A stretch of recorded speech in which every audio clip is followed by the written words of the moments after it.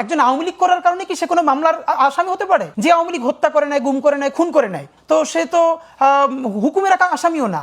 Philosophically Awami League করলে তো একজন হত্যা করতে পারে না। শত শত মামলা আছে যেই মামলার মধ্যে এমন অনেক লোককে হত্যার আসামি দেখানো হয়েছে যে কোনোভাবে এই হত্যার সাথে সংযুক্ত না। বাড়ি ধরেন ঝালকাঠি, তাকে যাত্রাবাড়ি পুরানোর মামলায় দেওয়া হয়েছে এবং সে গত 10 বছরেও যাত্রাবাড়িতে, ভালো কথা, ঢাকাতেও আসে নাই।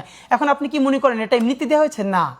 হবে কি এইসব নিরীহ, অথবা একজন আওয়ামী লীগ করার কারণে কি সে কোনো মামলার আসামি হতে পারে? যে আওয়ামী লীগ হত্যা করে নাই, গুম করে নাই, খুন করে নাই, তো সে তো হুকুমের আসামিও না। ফিলোসফিক্যালি আওয়ামী লীগ করলে তো একজন হত্যা করতে পারে না। কিন্তু আমরা যেটা বলেছি, এই যে বেছে বেছে অনেক যারা কানেক্টেড না তাদেরকেও এই মামলার আসামি করা হয়ে দিল, এবং এটা অনেক জায়গায় পুলিশের নির্দেশে করা হয়েছে, অনেক জায়গায় ওইখানকার পলিটিক্যাল স্টেক হোল্ডারদের টাকা কামানোর কারণে করা হয়েছে। কিন্তু কি করা হবে শোনেন, সেটা হচ্ছে এই মূল মামলার মেরিটগুলো নষ্ট করা হবে।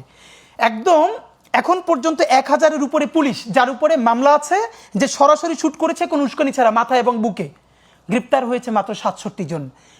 আজ থেকে 15 দিন আগে একজন পুলিশকে জামিন দেওয়া হয়েছে যার বিরুদ্ধে পরিবার সরাসরি মামলা করেছে। জামিন দেওয়ার পরের দিন সে ভারতে পালাই গেছে। আপনি তাদেরকে জামিন দিতেছেন। অন্যদিকে এমন অনেক সফট আওয়ামী লীগ অথবা আওয়ামী লীগের ছোট পোস্ট হোল্ডার, তার পক্ষে হত্যা করাও সম্ভব না, অথবা ওই এলাকায় ওই সময় কোনো হত্যা ঘটে নাই, আপনি তাকেও আসামি করে দিচ্ছেন।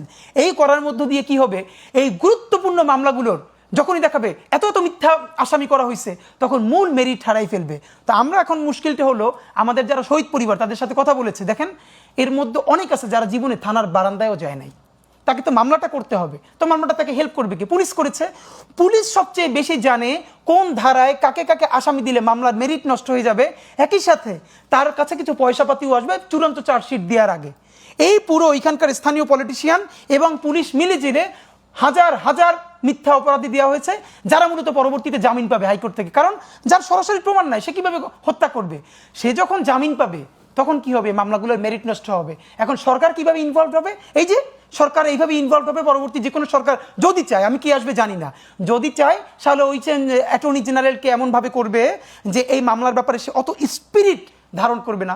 সুতরাং এরকম মিথ্যা মামলা ঢুকবে, মিথ্যা একটা ভুল একটা রায় হবে, জানেন যা করবে। এই কারণেই কি আসলে নির্বাচনের আগে আপনারা এটা শেষ করতে চাচ্ছেন? আমরা পুরোটা শেষ করতে চাই না, আমরা বলেছি অন্তত দৃশ্যমান কিছু বিচার, আচ্ছা, প্রশ্নাতীত ভাবে করতে হবে, দৃশ্যমান কিছু বিচার চাই।